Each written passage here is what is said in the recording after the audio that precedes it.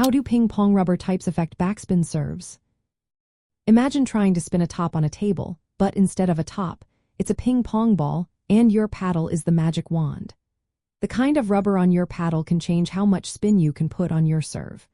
The rubber is the main part that touches the ball, so its properties really matter. When you brush underneath the ball with a quick, controlled motion, you create backspin.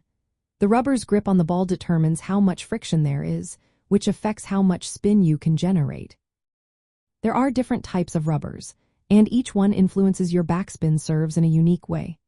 Tacky rubbers have a sticky surface that grips the ball tightly. This allows you to generate very heavy backspin because the ball sticks to the rubber longer during contact. When you brush underneath with a tacky rubber, you can produce a serve that causes the ball to bounce low and stay short. It might even spin back toward the net after bouncing, making it tricky for your opponent to attack. Tacky rubbers are often used by players who want to maximize spin and create deceptive serves. On the other hand, smooth or non-tacky rubbers have a slicker surface. They don't grip the ball as much but still offer good control and spin if you use the right technique. These rubbers tend to rebound faster, so you can generate spin with a quick wrist snap and proper racket angle. They are more forgiving for players who prefer a versatile style, combining spin with speed. You might need to put in a little more effort to get the same heavy backspin as tacky rubbers, but it's definitely doable with good technique. Then there are pimpled rubbers, which have small pimples or bumps on the surface. These are generally less effective at producing heavy spin, especially on serves. Short pimples produce less spin but can be useful for creating unpredictable shots that confuse your opponent. Long pimples tend to disrupt incoming spin, making returns more difficult, but they are not typically used for generating heavy backspin on your serves.